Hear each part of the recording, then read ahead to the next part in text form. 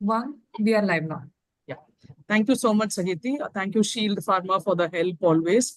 It's my honor to introduce the speaker for today, Dr. Gorak Manrupkar. He's so humble, he didn't give any CV at all. But all of us know his hard work, which is done through over the years. He's a consultant in reproductive medicine at Islampur, as well as a director of Angel IVF Clinic in Pune. He's also the vice president of Gestos India Association. He is a person who is the reason for development of the Gestos score, which has become so popular throughout India and outside the country. He's a postgraduate in clinical research and medical legal systems. He's a member task force of national policy on PPH for the government of India. And Gestos score, as well as he has got an app for anemia detection and management, and both are affordable Indian innovations for screening preeclampsia. He is going to be there for the South Zone conference workshop on gestosis in 18 July. You should join to hear him alive, because we can hear him online, but hearing speak offline is something which everybody should enjoy, because he'll be a very clear speaker, and everything will be done with so much clarity. He's a person who has formed the guidelines on hypertension pregnancy, the FOXY ICOG gestosis guideline. He has participated in 4 books as an editor, has 9 publications and more than 500 lectures. I've had the honor of being a principal investigator along with him for a big study which did for FOXY called as a mother study, which is the first multicentric study done by FOXY in its history, and it was published in the Indian Journal of Obstetrics and Gynecology. And we also got a prize for being it one of the best articles for the year of 2022. May I request Dr. Gorak Manrupkar to talk on a very new topic, and that is the Indian phenotypes of PCOS and what is the effective fertility management we can do to manage a condition like this, because we have not classified our PCOS yet in India into different phenotypes, but need to know that there's a classification for that, but he has managed to actually put up the fertility part also for that. May I request Dr. Gorak to take over the proceedings, please? Thank you so much. And I invite you on behalf of the president, Dr. Shanti Venkatakrishnan. She's from Mayavaram. She'll be joining a little later. And we've got all the other EC members. Dr. J.M. Kannan ma'am is our vice president. And we've got the executive committee members, Dr. Manjula Appadurai, and the other members from Tiruvarur and Tanjavur. May I request Gorak to start, please? Right. Am I audible? Yes, you are audible and slides are visible. Slides are visible. Okay. At the onset, I bow in front of Dr. J.M. Kannan, and then I will start my talk, because I am looking her here and I am so much happy. Very happy that Dr. Charmila, I always say my elder sister, who has organized this webinar, and she has given me the beautiful topic to present in front of you all. And I'm thankful to all of you that you all are in time. I'm sorry I'm 2 minutes late. My topic is phenotyping PCOS for the effective management of the fertility. And why I chose this topic, the reason behind it is there are lots of confusion when we deal with it.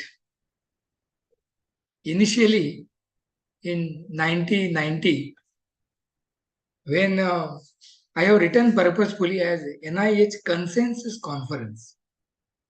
So there are actually no proven studies before 2020, maybe before 2020. But all the criteria for even the diagnosis of the polycystic ovary syndrome, they are based on the consensus opinions. So if we see 1990 NIH, so that was a consensus conference where they come to the conclusion, and they said that okay, if chronic anovulation and clinical and or biochemical signs of hyperandrogenism exclusion with the exclusion of other etiologies should be the diagnostic criteria for the PCOS, but mind well, there were no proven studies. Later on they revised, and if that was revised, just a minute, what has happened here? Okay. So later on it was revised and they said ki 2 out of 3 criteria they will do. So oligoanovulation or ovulation. Second, clinical and or biochemical signs of hyperandrogenism. And third, it was added was polycystic ovaries with the exclusion of other etiologies like congenital adrenal hyperplasia, androgen secreting tumor, and Cushing syndrome.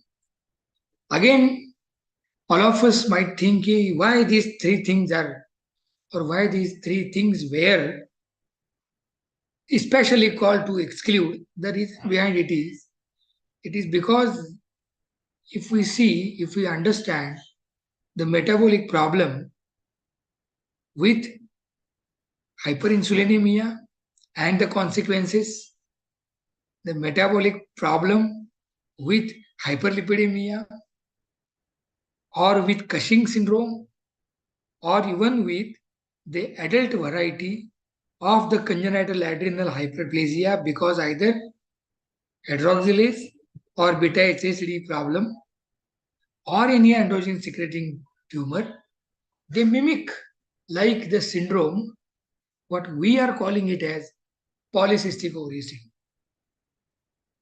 So please mind that all of these criteria or all of these opinions, they are based on consensus meetings. Recently again, in 2023, new criteria came. When they all sat together, ASRE, ASRM and whatnot. Initially, they were saying that it would talk on polycystic ovarian morphology. One must have the criteria as the sonography is done with 8 Hz transvaginal sonography and the number of follicles between 2 to 10 mm should be more than 10 in either of the ovary, and then we will call it as polycystic ovary morphology. Suddenly now they have changed and they have made it to 20. So the recent criteria says the number of follicles of 2 to 10 millimeters of size in each ovary, if they are more than 20, then they will call it as polycystic ovary morphology. See, if we just calculate the patients who are having more than 10 and who are having more than 20 and in between, what about that in between cohort? So again, they have created a lot of confusion. Again, going into the depth of all these things, one will understand what patient sort, what type of patients we are looking. One, polycystic ovary morphology. Second, oligoovulation or absolute anovulation or high androgens, or androgen may be normal but androgenic features are there. Obese patients are there. Classic cases of insulin resistance. Again, I am very happy here to share with all of you that we are initiating a study. And in that study, Dr. Charmila, of course, is with me. And what we are doing, whether all the polycystic ovary syndrome patients in India, whether they have truly hyperinsulinemia or insulin resistance, and which methodology will be the correct methodology to say that they have high insulin resistance. Because again, there is no consensus on that. Next, the patients will be with high unopposed estrogen and mild high prolactin. So, if you see, these are the features, classic features, which they present in front of us, and we think we label them that they have polycystic ovary syndrome. If you want me to talk as per the criteria by the Androgen Access Society or modified rotagram or ASRE or ASRM, the topic will be different. And that's why I chose particularly about the Indian population. Because we must understand that our population is 10 to 11 times high risk and different from those of those Caucasians. Because our metabolic problem is totally different. And we may have the different combinations of these patients. Let us start with PCOM. With Adams criteria, it was 10, then it was made 12. With Adams, they were saying trans-abdominal sonography, but all other criteria, rotagram and all, they were saying transvaginal sonography to do the sonography in case of polycystic ovary syndrome patients and to label them as PCOM. So even some people, they started adding ovarian volume should be more than 10. Even then, later on, it was said that single ovary affection will do. So these were the definitions. What are the facts? Now you will laugh. Do you know what are the facts? Only fraction of those with polycystic ovary appearance, they have clinical and or endocrine factors of PCOS. So that means the huge chunk of the patients who are labeled as polycystic ovary morphology, they are not true PCOS patients. Second line, a polycystic ovary appearance is found in 23% of the women of reproductive age group. Again, though I have not written here the references, but each and every single line has a reference from all the stalwarts who are working in the fields of polycystic ovary syndrome. I was fortunate to work with all the legends like Professor Jerry Conway, Professor Anil Gudi. Third is estimates of PCOS in such PCO appearance is just 5 to 10%. So, and even the English study showed that only polycystic appearance is not associated with impaired fecundity or fertility. So that means I have put the star in the left upper corner that are we treating the report of polycystic ovary morphology? Probably the answer is yes, because a patient comes in front of us with the report of a sonologist. She might be married, unmarried, married when she comes for the fertility, but most of the time such unmarried patients come and they come with this report. So are we going to put them all on metformin? Or are we going to put them on anti-androgenic pills or OC pills? That we have to think. So this is first thing we have to keep in mind, that polycystic ovary morphology is not all we have diagnosed the PCOS. Obesity. We all know that it occurs within more than 50% patients with PCOS. Usually it is central, we call it as Android apple. There is high waist to hip ratio. And in many cases, we say that they have high insulin resistance. Again, I'm going in the details later on about the high insulin resistance, but are we really finding insulin resistance in case of all obese women? Though there is a lot of literature. Have we ever tried to see by any of the good criteria, like by doing the 75 gram GCT in all PCO patients? Are we doing HOMA-IR index? Or are we doing HbA1c? Have we ever seen lipid profile in all PCO patients to say that, oh, there is some problem? Recently, now, because many of our colleagues, they are not doing all the investigations to label it as insulin resistance so universally, now all the researchers, they have accepted that let us consider acanthosis nigricans only as a criteria for the insulin resistance, because all of them, they are not doing all these tests. Fact, if we see the facts, the obesity occurs in more than 50% with the patients, but the percentage of obese women with PCOS varies from east to west, from 20% to 60%. So that means the Western obesity is again different from the Eastern obesity. That means our obesity. And that's why I am very much thankful that Dr. Charmila mentioned about the Justosi score. Again, in that, we have put the BMI more than 30 as one of the criteria, BMI more than 35 as a moderate risk criteria. The reason is that maybe for Western population, they might be considering more than 35, 40 as a high five. But again, we want to revise.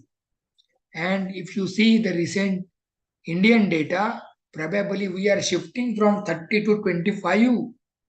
So that means even our women, if they start increasing BMI with more than 25, we have to be very cautious.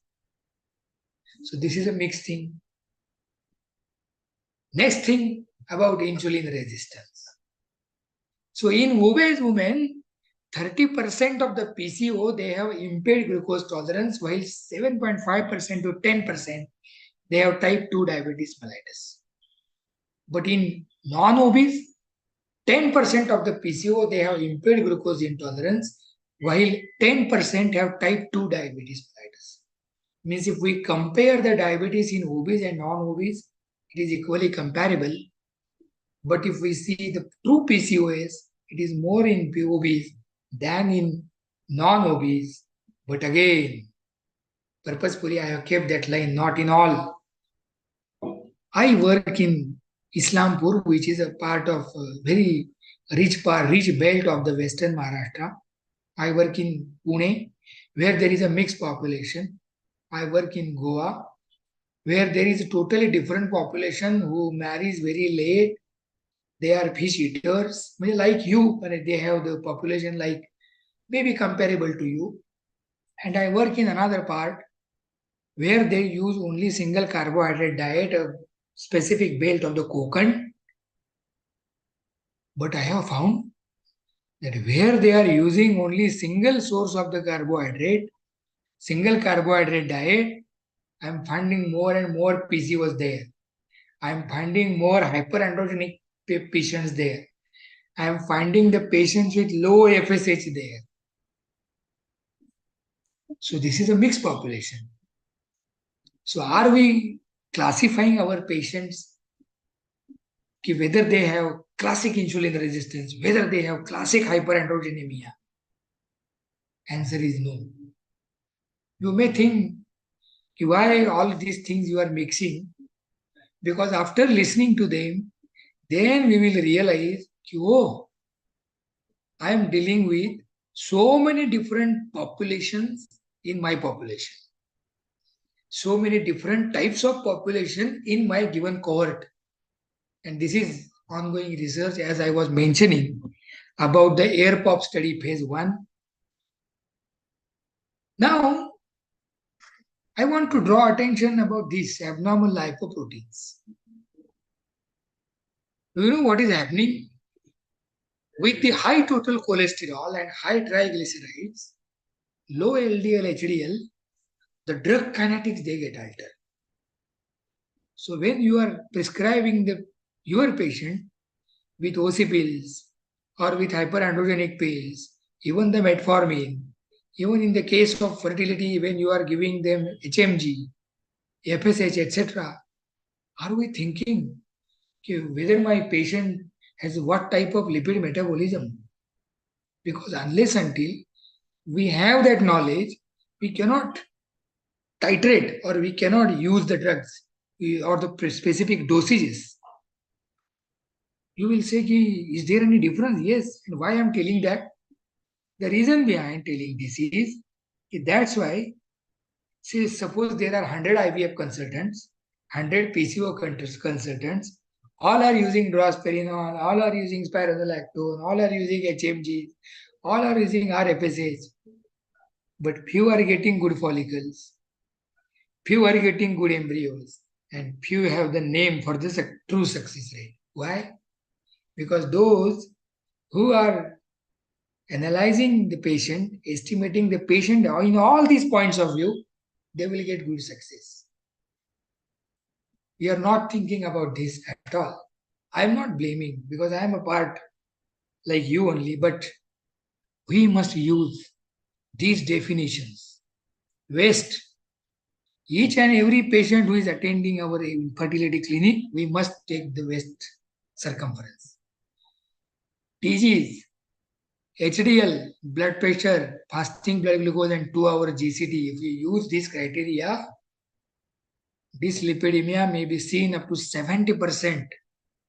Here I have written as a Western population. In my own data, we are finding all these things in almost more than 52% of the patients. So I have written here, what about us? Do we have the data? Probably the answer is no.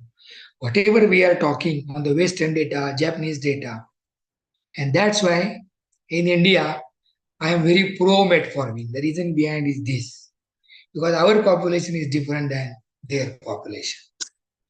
And now I am coming to why we must individualize, because there are different combinations which might be present.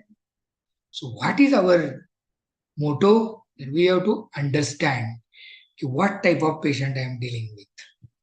We have to explain them. This is your type. We have to involve the patient. We have to tell her, though you are labeled as polycystic ovary syndrome, say for example, your type is you are hyperandrogenic lean patient. Second patient might be you are an obese patient, your androgens are normal, but you are having chronic anovulation which is not responding to the medicines. So you are a different kind of patient. Third patient might be, she might be having normal BMI, but she is not responding at all to letrozole, not responding at all to clomipene citrate, not responding at all to the HMGs. Probably she may get benefit with the PCO drilling. So there is nothing like that. It is only in hanky-panky conferences that metformin has gone, PCO drilling has gone. Nothing goes. Every drug is important. We have to understand what type of patient I am handling with, and this whole process is called as phenotyping. Somebody might be thinking ki, "Arey, this person is not talking on that typical type A phenotype, type B phenotype, WH1, etc." Forget about it. Please analyze your patient. Please make a phenotyping of your patient by doing all these investigations. Once you know that my patient has polycystic ovary syndrome, immediately you should go into the depth and see, because in many patients, I have found out that there are genetic problems. I have found out that this is a patient, when I work in pharmacogenomics as well. So when I saw that this patient is not responding to certain kind of drugs, in spite of having certain investigations coming positive, we literally went into the depth and we have found out that there are certain genes which are problematic. There are variants. And that's why then we came out with the conclusion that, though this patient has hyperinsulinemia or insulin resistance, metformin is not working here at all. So even in some patients, we may have to go into the depth and we have to involve the family and we have to plan accordingly. When patient comes in front of you all with high androgens or with hyperandrogenic symptoms or signs, especially signs, are we doing free androgenic index? Somebody will say, in many conferences it was told that this bioavailable testosterone or pre-androgenic index is done only experimental setting. No. We must know, see, if you want to do the real hyperandrogenicity examination, you have to do free testosterone. But this is not possible across the country, because why I'm saying, Ideally, the pre-testosterone has to be done just after removing the blood sample. Within 15 to 20 minutes. Is this done anywhere? No. We are sending across some lab and they are giving reports after 12 to 15 hours. Forget about it. So whatever pre-testosterone reporting we are getting is absolutely wrong. So calculate total testosterone, but ideally then pre-androgenic index, then bioavailable testosterone can be done. Ideally, to understand the pre-androgenic index, what we must know is SHBG. So the ratio of sex hormone binding globulin and total testosterone into constant. If we want to know the bioavailable testosterone, we must know what is albumin and globulin of my patient, because that testosterone is going to attach to that as well. Best combo we have to utilize depending upon whether there is problem in the. When we must know, see, we know that from cholesterol this testosterone comes, right? I always give them the example of sugarcane industry. Ab jitna, whatever you put that sugarcane, all the byproducts are also going to come. So like that, this testosterone, cholesterol, they are going to come. So we must know where is the problem of my patient. Whether she has high production of the testosterone, or is there a problem in the rate limiting step where some of the active testosterone is getting accumulated, like androstenedione or DHEA or 5-DHT. That we have to know. That's why indirectly I'm coming to the adult variety of congenital adrenal hyperplasia. Are there such patients? Yes, they are there. There are still patients of adult variety congenital adrenal hyperplasia. We are not looking there. So it is my sincere request, whenever any patients of hyperandrogenia comes in front of you, see the blood pressure. That is very important. So if we know if there is a problem in the production, we have to use those drugs.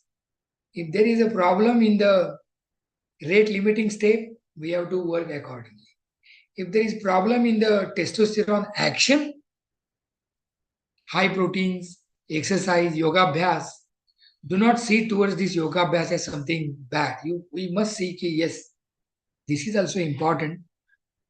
Someday I will come and talk about the Brahmari Pranayam, the Bhujangasana, Halasana, Surya Namaskar, and its implications in the production of testosterone. They have all these things. Proven insulin resistance. Yes. Many say that HOMA index is wrong. Many say that fasting and PP blood glucose is wrong. Many say HbA1c is wrong. What is right? The best and simple thing is glucose challenge test. Again, what should be used? Whether we should use insulin sensitizer, whether to use only exercise, whether to use only yoga abhyas, whether to use metformin, a lot of confusions are there. What you must think is, let us take the history of that patient in depth. Again, phenotyping. Whether there is problem with the diet, or whether there is a problem with the metabolism, or whether there is a problem with her biological clock. Probably that is a problem, because in many things, we have to shift the food times. And not only that, but what food she is using, what, how, and when, that is also important. So in cases of proven insulin resistance, it is not only metformin, or it is not only the combination of myoinositol with DCI, dechloroinositol, but it is all things they should be done together. The timing of the food, the timing of the sleep, which type of food she is eating, how she is eating, all these things are important. Lastly, we have to see these Cushing syndrome patients. Typically, the striae, the supraclavicular pad, the 24-hour urine pre-cortisol, all these things, yes, we can do. Simply, the overnight dexamethasone suppression 1 milligram test. Everybody knows that. And if at all any problem, just we have to always. Do you know what I always tell to my fellows, those who are working with me? what should be at your, when you sleep, what should be at your head is always Spirov and nothing else. It is Bhagavad Gita. So it has to be always there. So whenever, even in sleep, I get any trouble, I just open the Spirov, I read those lines and then I sleep off. That much things and that much passion we should have. Yes, we are finding this congenital adrenal hyperplasia, adult variety.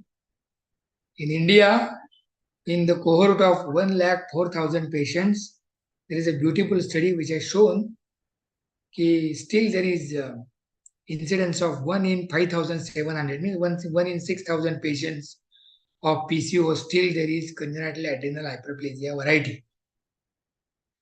This is adult onset adrenal hyperplasia, typically anovulation with PCO, only hirsutism.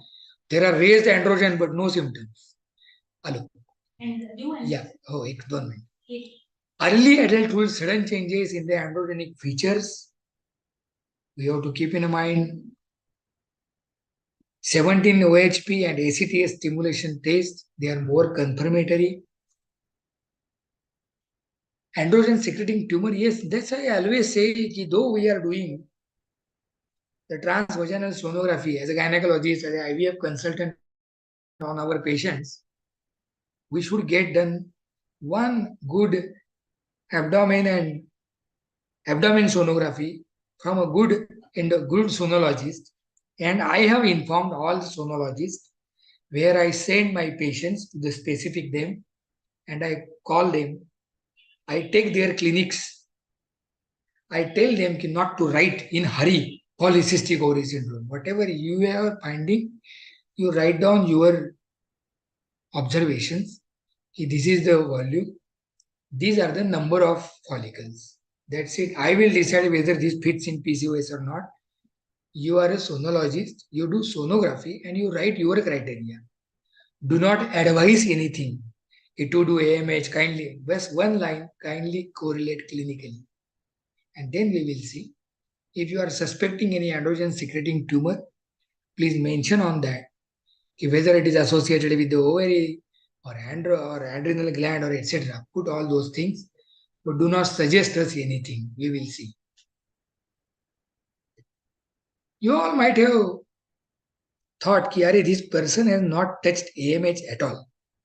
Yes, I always call this as nowadays as a nonsense hormone. Because this is not giving anything, but this is causing a lot of confusions. First is lab to lab error. I'm sorry to say, but my observation, when any patient goes to a IVF consultant, AMH comes low. When person goes to the laparoscopic surgeon, AMH comes high. When it goes to the routine gynecologist, probably it comes normal. Why these variations occur, I do not know. Personally, I have done a beautiful study on 80 patients where we send the AMH of same patient on day 2 and day 16 and we find out the significant difference. There are problems with blood collection, transport, methodology, reporting, real implications. But please correlate it with day 2 FSH and antral follicle count. Just do this AMH for keeping in mind, she has low ovarian reserve or high ovarian reserve or normal ovarian reserve. But that too correlate with antral follicle count done by you on day 2 with good probe and day 2 FSH. Day 2 max day 3 FSH, not more than that. I have put this slide of connectors. So when patient comes in front of us, they come in these types and these are the different phenotypes. We have to understand that I am dealing with what type of patient. Because we have that pipe, we are a plumber like thing and we have to understand what type of patient I am dealing with. Then choose the correct drug. Before taking them to the ovulation induction or what we say the control ovarian hyperstimulation or IVF stimulation, we have to make them normal. I will say normoglycemic, normolipemic, all hormones they should be at normal level. anxiety should be at low level, normal BMI, and then only you induce. Somebody will say, Kyare, you are saying yes. In my practice, if the lady has the waist more than 35 inches or she has weight more than 75, I do not induce her. I say, I request her, एक तो please correct it or change the doctor, do not come to me. They come to me after changing all that BMI and all. It may take 4 to 6 months. But once we make them understand this is a problem, otherwise you are not going to get induced and etc., then they listen.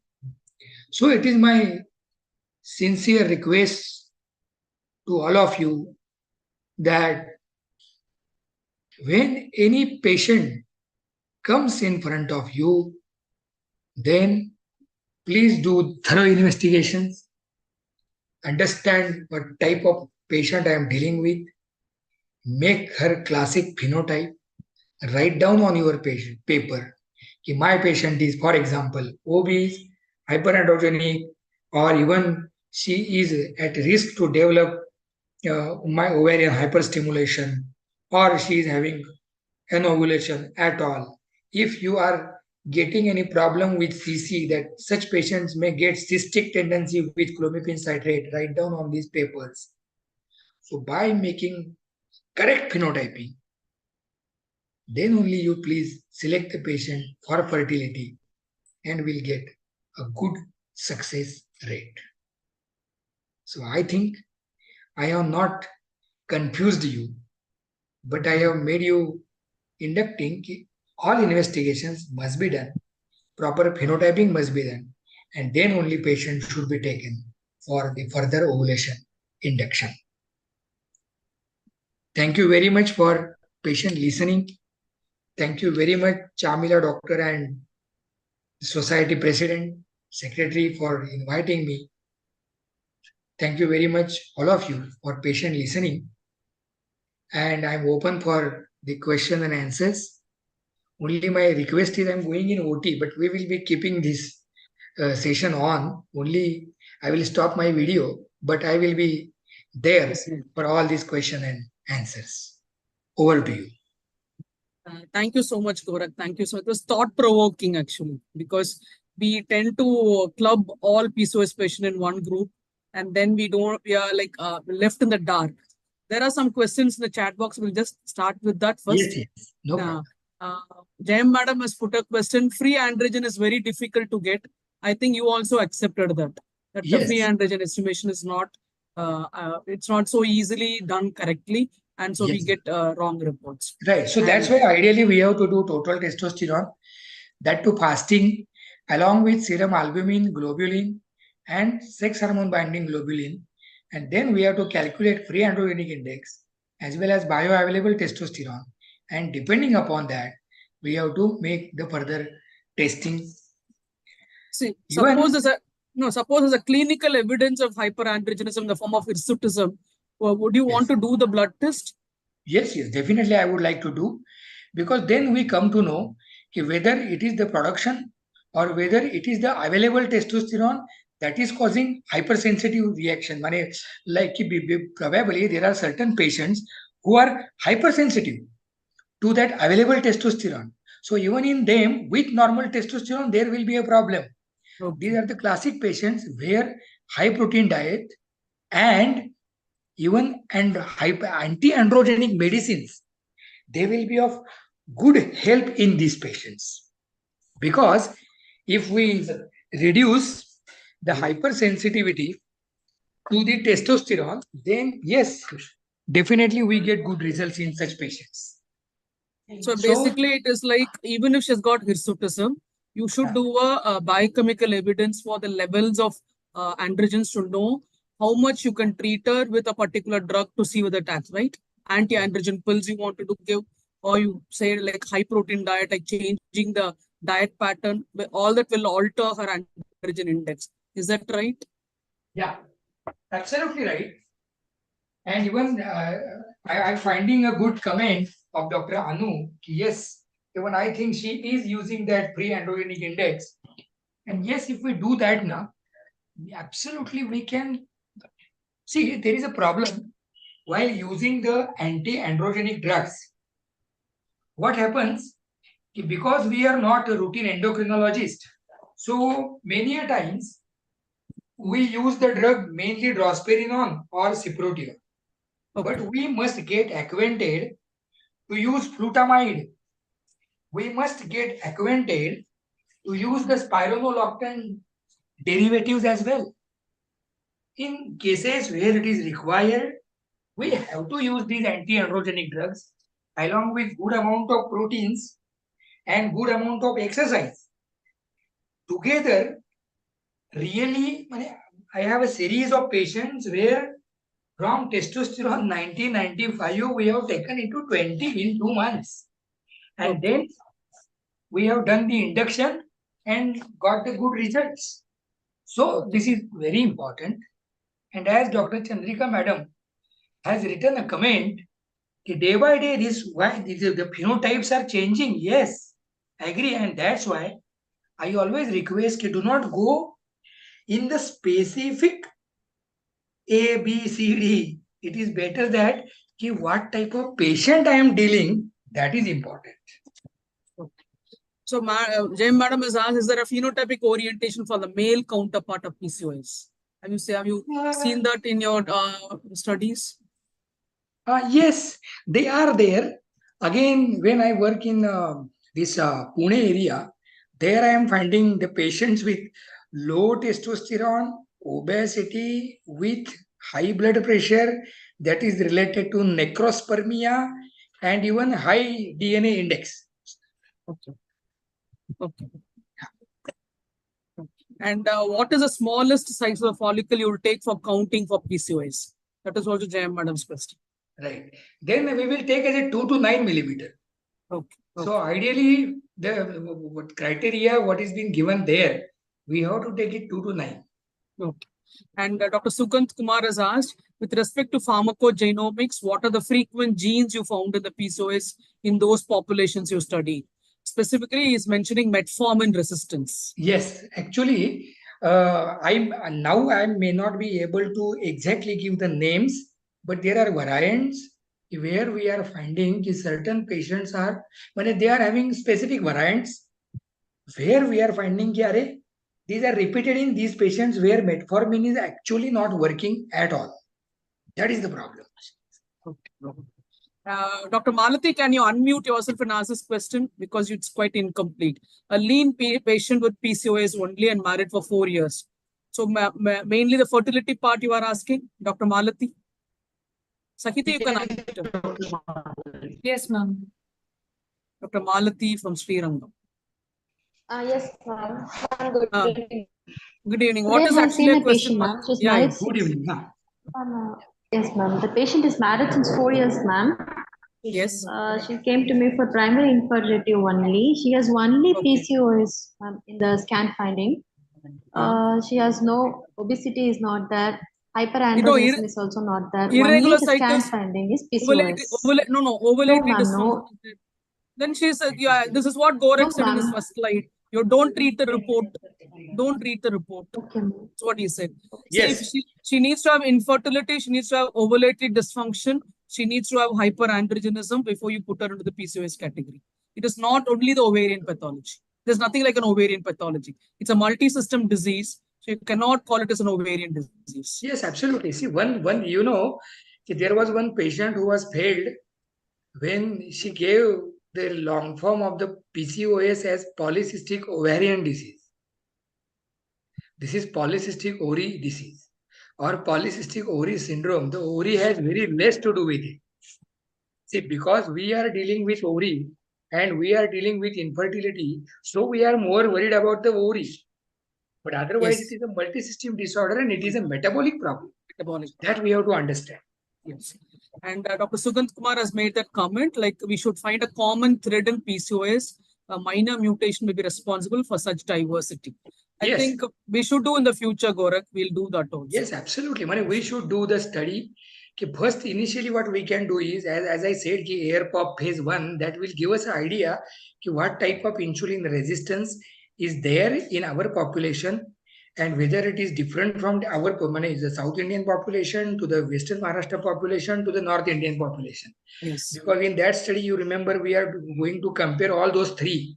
Yes. Right. And then probably we may come out with some good things. Yes. Dr. Selva Bharati from Erode asked, in some patient, one ovary looks polycystic and the other is normal. Probably she's meaning ovulatory dysfunction is also there. So is there a change in infertility evaluation and treatment for them? No, not at all. See, if one ovary is polycystic, that means there is a problem. Okay. Only thing, the problem, the change might be when you are giving ovulation induction or when you are doing the IVF stimulation. Okay, probably that ovary should be accessible. It might give more number of follicles, and other ovary may not give at all. But not to worry, we can do the same thing. Maybe just a variant. It should not bother the we should not bother. Yes. Dr. Tiruveni has asked, like, what type of diet to recommend in a thin androgenic PCOS? Weight loss, how much in a lean PCOS? Lean PCOS, there is no necessity of the weight loss. We have to find out the fat index. We have to find out especially the high testosterone. Usually we find high testosterone in them. Then yes, high protein diet. Then the carbohydrate with low glycemic, the low glycemic index carbohydrates, lot of exercise, high protein. Even in my all PCO pregnant ladies, I stop carbohydrate. I usually tell them ki whatever chapati, bhakri you eat, that's it. Otherwise, no added sugars, no bakery at all, even no sugar in milk, no sugar in tea. If we really delete it and if we add the proteins, we are getting good results. Yes. That's basically the insulin resistance comes down when you change your diet and go for exercising. So that will reduce the androgens also. Once you reduce the insulin resistance, androgen levels are going to come down. And that's why diet is definitely useful, as Gorak said. So Dr. Neelam has asked, how will you treat adolescent patients with hirsutism and PCOS, but they're lean? Hirsutism, basically. Now she's asking like hirsutism in an adolescent, but the girl is lean. Yes, but girl is lean. Then again, to here check for Cushing. Okay, she's lean, so the question of Cushing syndrome has gone. Probably congenital adrenal hyperplasia. We have to check. We have to check for the androgen secreting tumors. Again, we have to check for the problems with the cholesterol metabolism. And even I will say, if we do thoroughly the androstenedione, DHEA, all these things, probably we could understand what are the rate limiting state. The problems at each step of the testosterone production. So we have come to the end of the questions. I would like to just summarize whatever you said. Just correct me if I'm wrong anywhere, Gorak. So what you said was PCOS patients don't manage them blindly. Always phenotype them. See what type of phenotype they have. See for the androgenic features. Even if there are hyperandrogenic clinical features, when you want to manage a fertility part, you will need to do the biochemical testing to see how much the androgens are there. And you have to manage her with diet, exercise, and if needed, anti-androgen drugs to bring down the androgen levels before you stimulate her. That's right? Right. So what I feel is absolutely there is a correct summary you have done. We have to keep our eyes and all senses open to understand what type of patient I am dealing, because a single mistake that will cause a problem in maybe in ovulation induction, getting the proper crop of the oocyte and finally the result. Yeah. So ultimate is take-home pregnancy. So if we focus on that, then probably there is no problem. Yes. Yeah, the previous pair of books always mentioned about that 0.5 milligram dexamethasone orally for those women who do not respond to clomiphene. Do you have a particular phenotype of PCOS who will respond to this dexamethasone? Yeah. Typically, I have seen them when letrozole, when those patients were not responding to letrozole, along with clomiphene, then I used it. Fantastic, it is giving good results. but I will not recommend it to each and every patient. Here we are maybe probably the age less than 30, we have enough time. Then letrozole has not acted. We have increased the dose, but still it has not acted.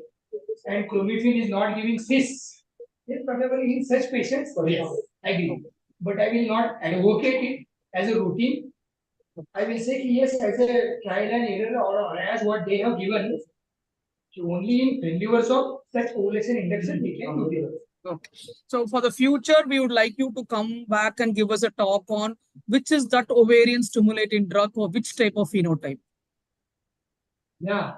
Yeah, the hyperandrogenic one, the lean PCOS. What is the dosage and what is that particular drug which would be really useful for that type of phenotype? Absolutely. Because we are all left in the dark regarding that management of PCOS, because you put it up very rightly. Some groups never respond to metformin, some never respond to letrozole, some respond to gonadotropins with at high doses, even when they're lean, and the cost factor is so high for an IUI patient or for a just for an ovulation induction. So we would like you to come back with your research on such type of phenotypes where you can give the appropriate drug without increasing the cost to the patient. Yeah, because we need Indian research on that. Yes, definitely. Yeah. Thank you so much, Gorak. It was a very, very, very nice talk. And you kept the audience glued. Nobody left. 90 people are still there. Thank you so much for a wonderful talk. Jayam, madam, would you like to say something? Very much. Thank you, Gorak. Right now, I'm doing a pickup of one PCO patient. Okay. Oh, you're talking while you are. Yeah. Regarding the one ovary in Gorak, in those sort of cases, probably one has to be also ruling out a pelvic inflammatory disorder which would have damaged the other ovary instead of saying unilateral polycystic ovary. Yes. Nowhere in the recent guidelines also they have mentioned about unilateral polycystic ovary. Only thing is they say totally about 20, but this one, in these sort of cases, if supposing the first time they have not had a good pickup or they did not get this embryo transfer pregnancy, I would rather prefer these patients to do laparoscopy before doing a second embryo transfer. Wonderful point, man, because endometriosis also can be there. Yes. So any pelvic disease is there which can actually cause a smaller ovary, and you may be thinking that you're dealing with a single polycystic ovary, which may not be the correct thing to think. And I'm very happy, Gorak. You from the western side. Adenomyosis, we are finding right now as a high risk factor for preeclampsia. Yeah. Now, probably in the next modification, we may add those points. Yes. High risk for preeclampsia. Yes. Gorak, from you from the west, Charmila doing it as a small society. Yes. CME of just a part of Tiruchi Tanjavur society with less than 60 members. Now we are able to get members from all over the country. North, east, west, south. 99 people have joined for your lecture. Yes, I'm very happy that there are 99. The credit goes to Charmila for her energetic work and your expressive PCOS talk. I'm very much thankful to all of you for hearing me. Thank you, Gorak. Please continue with your work. Thank you, Charmila. Thank you so much. Thank you. Thank you. We'd like to thank all the delegates who joined and for those questions, because all were thought-provoking. It gives us more energy to do more work in the Indian scenario. And I'd like to thank Shield Pharma for all the support. Thank you, Sagiti, for all the coordination. Charmila, may I request to share even my number and email ID so that even... I will put it up. I'll put it in the... Directly contact. I'll put. Any doubts, you can contact Gorak directly. I'll just put his number and mail.